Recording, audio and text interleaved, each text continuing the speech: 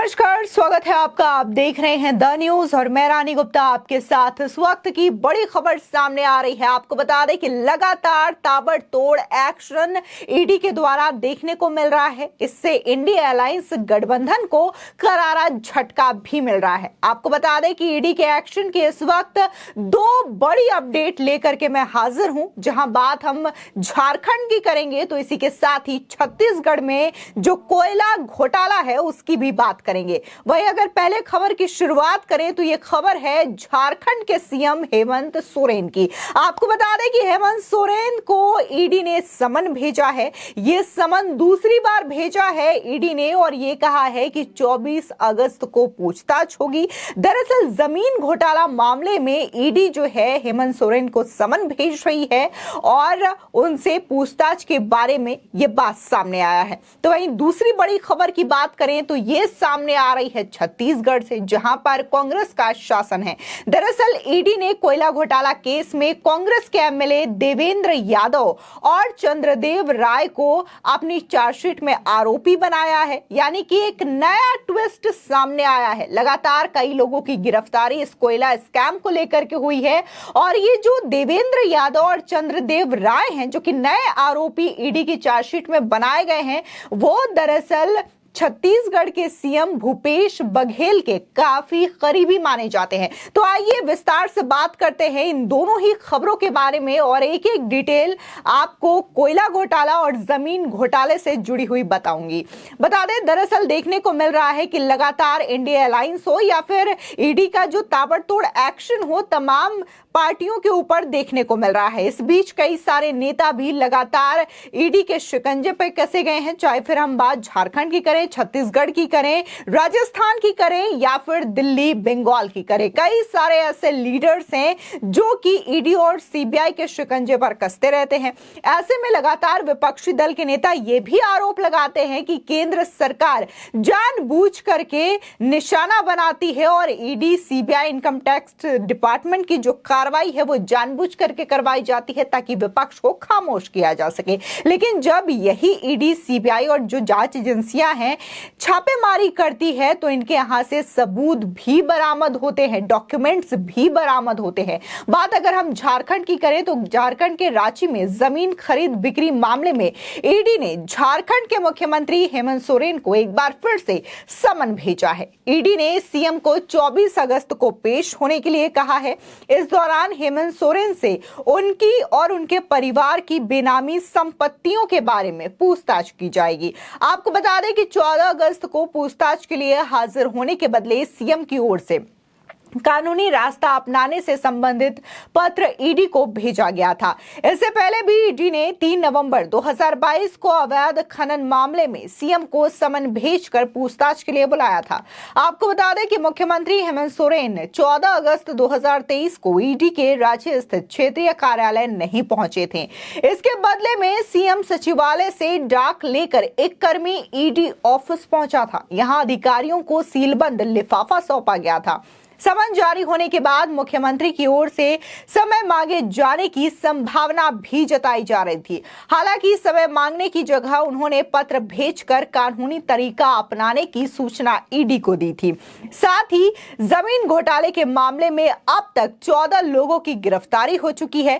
गिरफ्तार लोगों में मुख्यमंत्री के करीबी प्रेम प्रकाश, रांची के पूर्व उपायुक्त छवि रंजन, कोलकाता के कारोबारी अमित अग्रवाल, न्यूक्लियस मॉल के मालिक विष्णु अग्रवाल और सीओ भानु प्रताप भी शामिल है। इस मामले में आरोपियों से पूछताछ के दौरान कुछ राजनेताओं के नाम भी सामने आए थे। आपको बता दें कि जमीन घोटाले के इस मामले में रांची के चेशायर होम रोड में सरकारी और सेना की जमीन फर्जी दस्तावेजों के आधार पर खरीदने और उन्हें बेचने का आरोप है। रांची में हुए जमीन घोटाले मामले में रांची प्रमंडल के तत्कालीन आयुक्त नितिन मदन कुलकर्णी की रिपोर्ट के आधार पर जांच हो रही है। सेना के कब्जे वाली जमीन के सिलसिले में जांच कर आयुक्त ने रिपोर्ट सरकार को सौंप दी थी।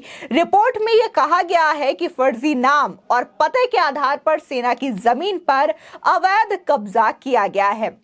रांची नगर निगम ने इस मामले की शिकायत दर्ज कराई है। ईडी ने इसे एफआईआर को ईसीआईआर के रूप में दर्ज किया है और जांच भी शुरू कर दी है। आपको बता दें कि ईडी ने 13 अप्रैल व 24 अप्रैल को जमीन घोटाले में छापेमारी की थी और जमीन घोटाले में सीएमओ में कार्यरत उदय शंकर के यहां छापेमारी के दौरान कई सारे डॉक्यूमेंट्स ईडी के हाथ लगे थे। उस छापे के बाद ईडी ने जमीन मालिकों और सरकारी पदाधिकारियों का बयान अलग अलग तारीखों में दर्ज किया था। ईडी ने जांच के आए तथ्य के आधार पर मुख्यमंत्री हेमंत सोरेन को यह समन भेजा है। ऐसे में ये जो है देखने को मिल रहा है कि पहले समन जब ईडी भेजती है तो वो जो है समय मांगने की बजाय कानूनी तरीका अपनाते हैं और वो ईडी के कार्यालय नहीं पहुंचते हैं। हालांकि अब दूसरी बार समन भेजा गया है। 24 अगस्त का समय दिया गया है कि 24 अगस्त को हेमंत सोरेन को हाजिर होना है। देखना होगा कि क्या वो जाते हैं या नहीं जाते हैं। तो भाई दूसरी ओर अगर हम छत्तीसगढ़ की बात करें, वहां के कोयला घोटाले को लेकर के, तो इस पे भी बड़ी अपडेट सामने आई है। बता दें कि कोल घोटाले केस में 2 कांग्रेस विधायकों का नाम सामने आया है। शुक्रवार को विधायक देवेंद्र यादव और चंद्रदेव राय को चार्जशीट में आरोपी बनाया गया है। सीएम भूपेश बघेल के ये दोनों ही नेता काफी करीबी माने जाते हैं। साथ ही रायपुर की अदालत में रानू साहू के खिलाफ चार्जशीट पेश की गई है। 280 पेज की शिकायत के साथ ही 5456 पेज के दस्तावेज अदालत में जमा किए गए हैं, जिसमें कुल 11 लोगों को आरोपी बनाया गया है। साथ ही ईडी ने यह दावा किया है कि कोल स्कैम मामले में वसूली अधिकारियों और नेताओं ने मिलकर की है। इसके अलावा शुक्रवार को ही बिलासपुर हाई कोर्ट में भी सुनवाई हुई है। वहां ईडी ने कोल स्कैम की जांच सीबीआई से करवाने की मांग भी कोर्ट के सामने पेश की है। ऐसे में सवाल उठता है कि आखिर ये जो छत्तीसगढ़ में कोल स्कैम हुआ है उसकी सच्चाई क्या है। आपको बता दें कि छत्तीसगढ़ में ईडी ने लगातार छापेमारी कर कोल स्कैम होने की बात कही है। ईडी के मुताबिक छत्तीसगढ़ में प्रति टन कोयले के परिवहन पर 25 रुपए की वसूली की जाती थी। इस मामले में राज्य के अधिकारी, व्यापारी के अलावा नेता भी शामिल है। साथ ही ईडी का कहना है कि बीते 2 साल में अवैध वसूली के जरिए कम से कम 550 करोड़ रुपए की उगाही की गई थी। जहां देखने को मिल रहा है कि छत्तीसगढ़ में अलग कोल स्कैम चल रहा है, तो वहीं सेम जो घोटाला है वो दरअसल बंगाल में भी देखने को मिला था। बंगाल में भी लगातार जांच एजेंसियां कोल स्कैम को लेकर के जांच कर रही है, जिसमें खुद ममता बनर्जी के भतीजे अभिषेक बनर्जी का नाम सामने आ रहा है।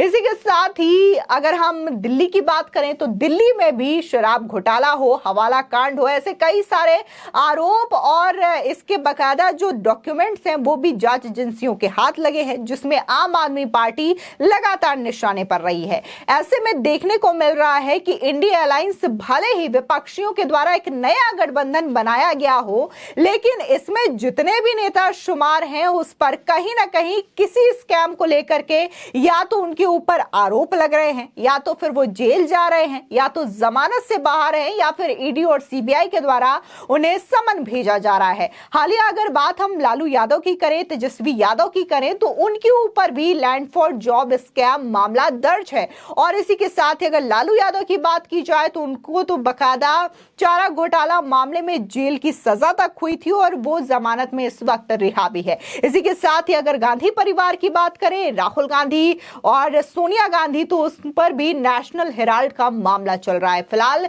तमाम जो विपक्ष के नेता हैं कहीं ना कहीं एक एक आरोप में ये फंसे हुए हैं, लेकिन इसके बावजूद वो ये कहते हैं कि वो मिलकर के चुनाव लड़ेंगे और 2024 में केंद्र की मोदी सरकार को सत्ता से बाहर का रास्ता दिखाएंगे। फिलहाल इस खबर को लेकर के आपकी क्या राय है हमारे कमेंट सेक्शन में जरूर बताएं। आगे की और भी अपडेट के लिए चैनल को सब्सक्राइब करना ना भूलें।